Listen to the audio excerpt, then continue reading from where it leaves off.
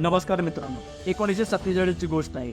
Soviet union आणि America यांच्यामध्ये खूप मोठी भांडणे चालू होती.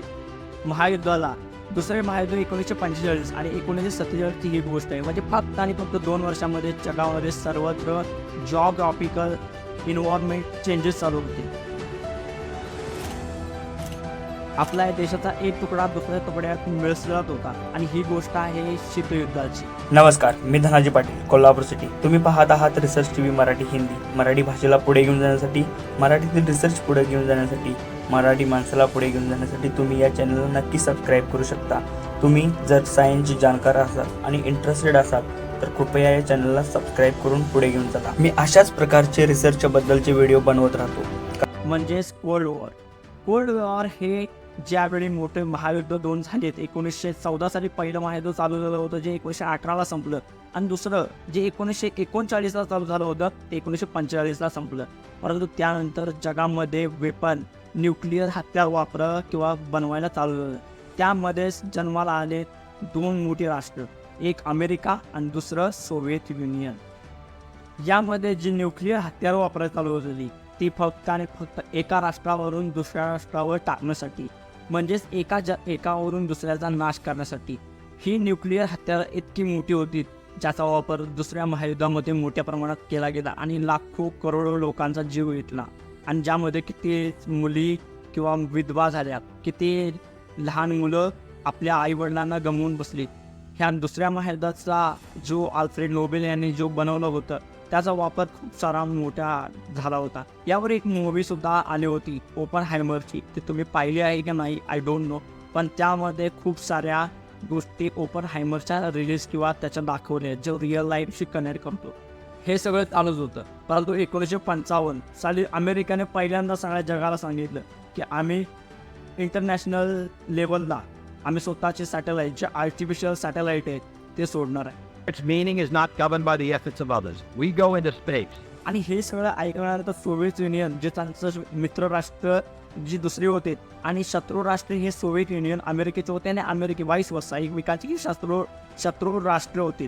आणि त्यावेळी त्यांनी ठरवलं की आम्ही 1955 साली नंतर सुद्धा, तुमच्यानंतर सुद्धा सोव्हिएत युनियन स्वतः अमेरिकेला म्हटलं की आम्ही सुद्धा सॅटेलाईट, जे आर्टिफिशियल सॅटेलाईट आहे ते लॉन्च. हे सगळं चालू होतं. परंतु त्यावेळी एक महत्त्वाची गोष्ट घडली. फक्त अमेरिका बोलत होते की 1955 की आम्ही पहिलं सॅटेलाईट लॉन्च करू, परंतु 1957 ऑक्टोबर 1957 सोव्हिएत युनियनने पहिलं आर्टिफिशियल लॉन्च केलं. आणि हे सॅटेलाईट डिरेक्टली सगळ्या जगांचं लक्ष वेधून घेतलं, कारण पहिलं आर्टिफिशियल सॅटेलाईट हे सोव्हिएत युनियनने लॉन्च केलं होतं. World's first satellite, Sputnik. पहिला सॅटेलाईट तर लॉन्च केलाच, पण लगेच दुसऱ्या महिन्यात त्यांनी एका महिन्यानंतर लगेच दुसरा सॅटेलाईट लॉन्च केला, ज्यामध्ये एक लिव्हिंग क्रिएचर होतं. ते म्हणजे एक कुत्तं होतं, लायका. ह्या पहिल्यांदा कुत्र्याला त्यांनी सॅटेलाईटमध्ये बसवून आंतरराष्ट्रीय सॅटेलाईट आपल्या एन्व्हायरमेंटच्या बाहेर पाठवलं. या 2 राष्ट्रांमध्ये इतकं मोठं कॉम्पिटिशन होतं की ह्याच्याही काही क्षेत्रामध्ये काही वर्षांमध्ये तितकी प्रगती जगाला बघायला मिळाली ती कधीही भेटली नव्हती. आणि ह्यामध्येच ही जी प्रगती 1957 1900 ह्या दरम्यानमध्ये जी काही चालू होतं, त्यामध्ये एक महत्त्वाची गोष्ट घडली भारतामध्ये बसलेला एक सायंटिस्ट ज्याचं नाव विक्रम साराभाई यांना सुद्धा वाटलं की भारतामध्ये सुद्धा ही टेक्नॉलॉजी झाली पाहिजे. आणि याप्रमाणे जर आपण विचार केला नाही तर आपण सुद्धा काही देशांच्या मागे राहू. त्यामुळे त्यांनी पहिल्यांदा नेहरू यांच्याशी बोलून, यांना कन्व्हिन्स करून, यांना तयार करून 1962 साली बोलत की इस्रोची निर्मिती आपण करू. आणि त्यानंतर झाली निर्मिती इस्रोची, Indian space research organisation.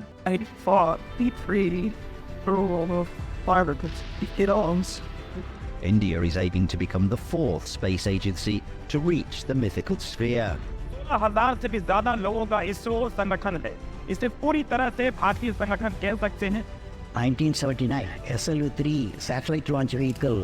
I was the project director, mission director. My mission is to put the satellite in orbit. पहिल्यांदा इस्रोचे नाव असते Indian national committee for space research. त्यानंतरच इस्रो हे भारताच्या ॲटॉमिक एनर्जीमध्ये सामील, म्हणजे एकत्र आलं. आणि ह्यानंतर पहिल्यांदा तुम्ही माहिती असेल की तुम्हाला विक्रम साराभाई यांच्या अंतर्गत हा प्रोग्राम सगळा रन झाला त्यावेळी. त्यामुळेच त्यांनाच ह्या इस्रोचे father of Indian space research organisation असे म्हटले जाते. आणि दुसरी गोष्ट म्हणजे हे तुम्ही चित्रसुद्धा पाहिले असेल, ज्यावेळी एक आपलं रॉकेट आपल्या सायकलीपासून घेऊन जात होते किंवा सायकल येऊन झालेला प्रवास हा आता कुठे गेलेला आहे. आणि हा प्रवास ज्यावेळी तुम्ही पाहिला किंवा पुढे जाता त्यावेळी तुम्हाला आपण कुठून सुरुवात केलेली आहे आणि आता आपण कुठे गेलेलो आहे याची सुद्धा तुम्हाला अनुभूती येईल. आपण आपलं पहिलं रॉकेट हे एका सायकलीवर घेऊन जात होतो. यावरून तुम्हाला त्यावेळेची भारताची परिस्थिती, आर्थिक परिस्थिती समजून येईल. आणि 20 नोव्हेंबर 1967 साली आपण रोहिणी 75 हे लॉन्च केलं. त्यानंतर तब्बल 22 वर्षानंतर 15 ऑगस्ट 1967 साली भारताच्या 22व्या स्वातंत्र्य दिना दिवशी आपण इस्को पार्कचे नाव इस्रोमध्ये कन्वर्ट केलं. आणि त्यानंतर सुद्धा विक्रम साराभाईंना आपण चेअरमन बनवलं. त्यांच्या अंडर सायंटिफिक लोकांनी भरपूर सारे मेहनत करून आपले शोध चालू केले. त्यानंतर 1975 साली आपण आपलं पहिलं स्वतःचं एक सॅटेलाईट लॉन्च केलं, ज्याचं नाव आहे आर्यभट्ट. आणि आर्यभट्ट तुम्हाला माहिती आहे ज्यांनी शून्याचा शोध लावला. आपल्या दुर्दैवाने म्हणा किंवा काही कळते गोष्टीने म्हणा, परंतु आपली ही अचिव्हमेंट पाहण्यासाठी आपले शास्त्रज्ञ, आपले विक्रम साराभाई आपल्या या जगात राहिले नाही. 1971 सालीच त्यांना कार्डिओ अरेस्टमुळे त्यांचा जीव गमवावा लागला. आणि त्यानंतर आपले खूपच मोठे सायंटिस्ट सतीश धवनचं हे आपले नंतरचे चेअरमन झाले. आणि त्यानंतर त्यांनीसुद्धा खूप मोठी प्रगती केली. त्यानंतर मोठे मोठे सॅटेलाईट्स आपण नंतरसुद्धा रोहिणी 75चा वापर करून आम्ही लॉन्च केली. आणि त्यानंतरचा आपला प्रवास चालू झाला.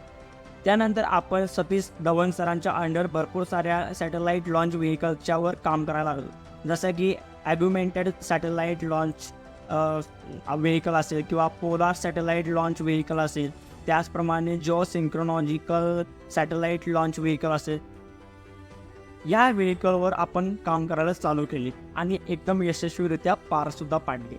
नंतर भारत वेळोवेळी दोन्ही राष्ट्रांची, नासा आणि सोव्हिएत युनियन या दोघांची, कारण तो दोन्हींशी पण व्यवस्थित होता, त्याला काही प्रॉब्लेम नव्हता, तो दोन्हीकडून मदत घेऊन व्यवस्थित आपल्या राष्ट्राला पुढे घेऊन जात होता. 1983 साली नासाने आपल्या भारताला मदत केली, ज्यातून आपण एकाच वेळी भरपूर सारे सॅटेलाईट लॉन्च करू शकलो. आणि याचा फायदा असा झाला की त्यावेळी भारतामध्ये टेलिव्हिजन विकसित होत होतं आणि त्यामुळे ब्रॉडकास्टिंग हे करू शकलो आपण एकाच वेळी भरपूर टीव्हीवर. जसं आपल्याला आता चित्रपट बघताना एकदम काहीच वाटत नाही, त्यावेळी ती मोठी गोष्ट होती. सॅटेलाईटवर लक्ष देण्यासाठी सुद्धा, जसे की एखाद्या कोणतं तरी तुफान आपल्या समुद्रातून येत आहे त्यावर आपल्याला लक्ष देण्यासाठी आणि आपल्याला सावध राहण्यासाठी सुद्धा त्या सॅटेलाईटचा वापर केला गेला. त्यानंतर आपल्या भारतासाठी अजून एक गोष्ट मोठी झाली, ती म्हणजे एप्रिल 1984 साली आपल्या माहिती राकेश शर्मा याने पहिल्यांदा सोव्हिएत युनियनसोबत भारताच्या तुऱ्यात अजून एक तुरा रोवण्यासारखी घटना घडली.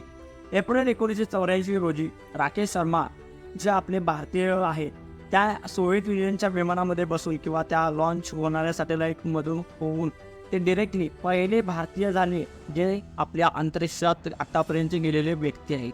आणि हे खूपच आपल्या भारतासाठी एक मोठी गोष्ट म्हणली तरी काही प्रॉब्लेम नाही.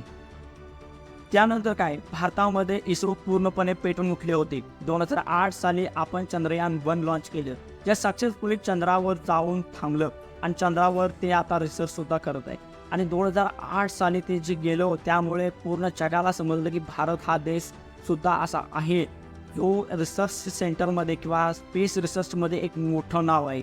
त्यानंतर लगेच दुसरी पेटण्याची गोष्ट अशी घडली की 2013 साली आपण मंगळयान लॉन्च केलं आणि फर्स्ट अटेम्प्टमध्ये मंगळच्या ऑर्बिटमध्ये जाणारं सक्सेसफुली लॉन्च होणारं हे मंगळयान होतं. आणि त्यामुळे परत एकदा आपल्याकडे सर्व जगाचे लक्ष वेधले गेले की स्पेस रिसर्चमध्ये इंडिया इज द बेस्ट. पूर्ण जगाचे लक्ष एकच की भारत ही एक सुपर पॉवर आहे, भारत एक स्पेस रिसर्चमध्ये मोठं नाव आहे. आणि त्यानंतर फक्त 74 मिलियनमध्ये एक मूवी बनला होता ज्याचं नाव आहे मार्शियर. ते फक्त म्हणजे 108 मिलियनमध्ये झाला होता फक्त एक मूवी. आणि आपण भारतीयांनी आपलं मिशन मंगळ फक्त 74 मिलियनमध्ये कंप्लीट केलं होतं. म्हणजे कॉस्ट कटिंग हे एका भारतीयाकडून शिकलं पाहिजे, हे आपण जगाला शिकवलं. आणि आता आपण वळणार आहे एका वेगळ्या दिशेने. आता तुम्हाला हा प्रश्न पडत असावा की नासा आणि आपलं इस्रो याची जर कम्पॅरिझन करायचं झालं तर आपण कुठे आहे, आपलं इस्रो कुठं आहे नासाच्या पुढे. तर तुम्हाला महत्त्वाची गोष्ट सांगतो की आपण फक्त 4 वर्षानंतरच आपलं इस्रो चालू केलं होतं.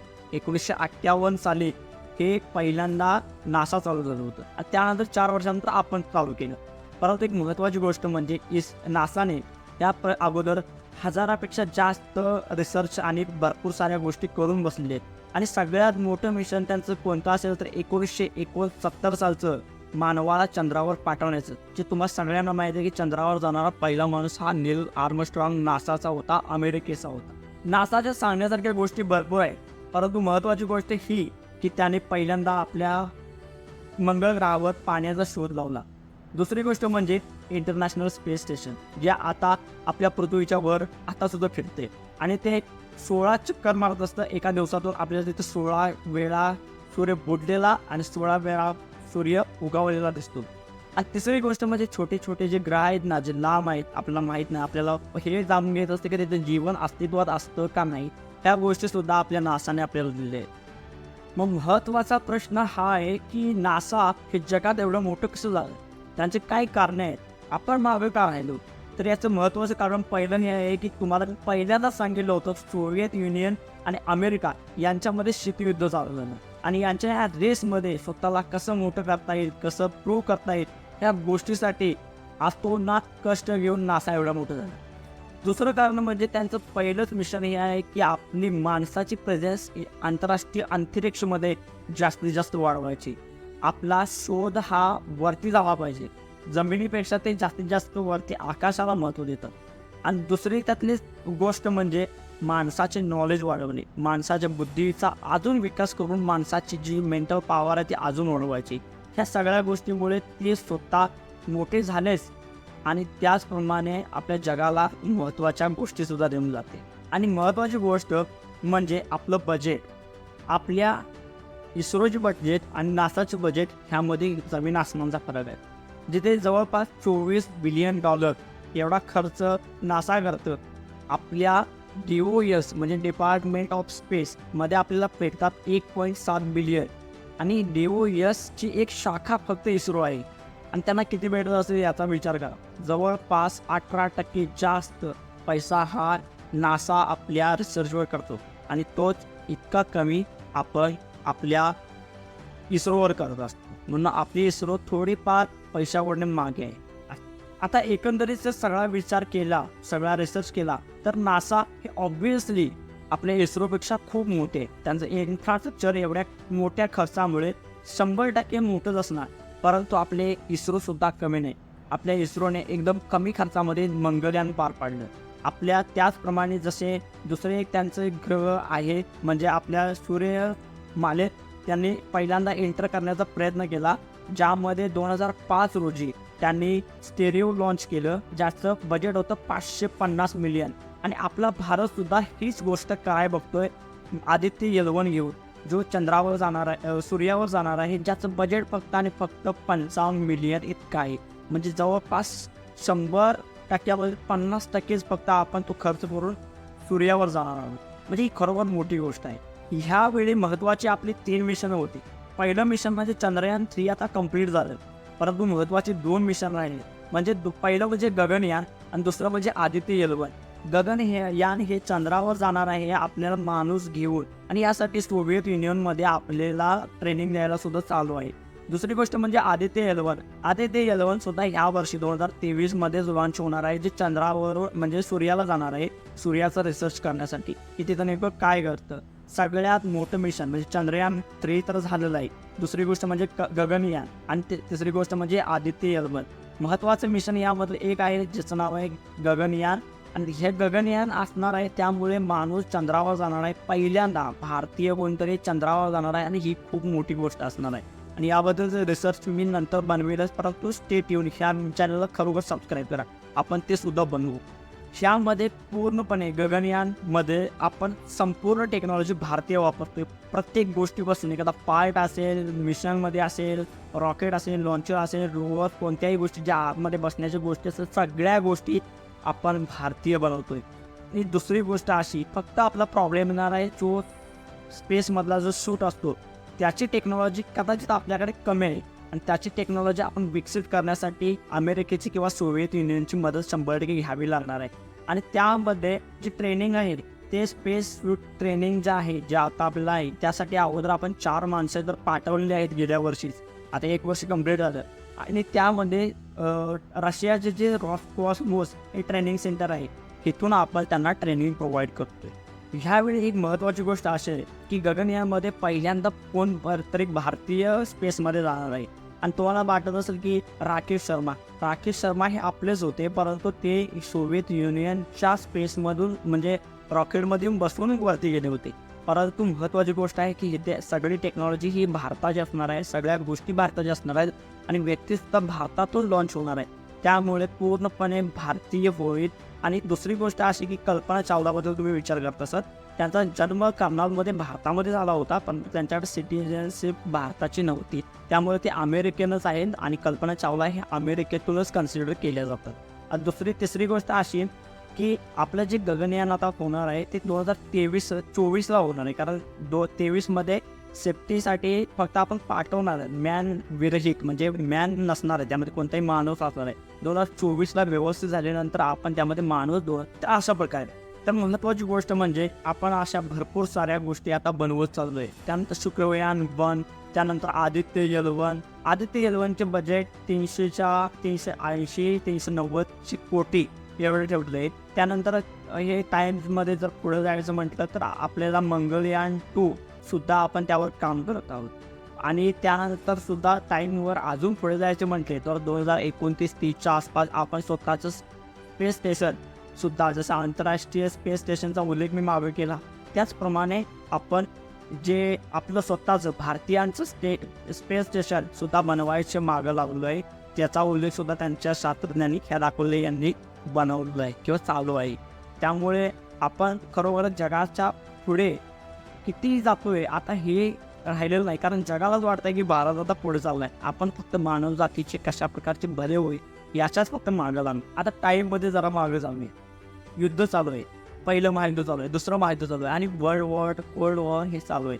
आणि त्यावेळी आपल्याला समजतं किती महत्त्वाची सोव्हिएत युनियन, अमेरिका आणि कोणतेही राष्ट्र असेल यांच्यामध्ये स्पेसबद्दल एक मोठं टेक्नॉलॉजी वॉर चालू आहे. परंतु आता तसं राहिलेलं नाही. आता मी म्हटलं की इस्रो आणि नासा यांच्यामध्ये ISRO versus NASA versus Soviet union असं आता पहिल्यासारखं राहिलं नाही. पहिलं होतं तसं, परंतु आताचा वेळ आहे इस्रो प्लस नासा प्लस आणि कोणती तरी कंपनी जी कोलॅबरेशन करून जगाला पुढे घेऊन जाईल.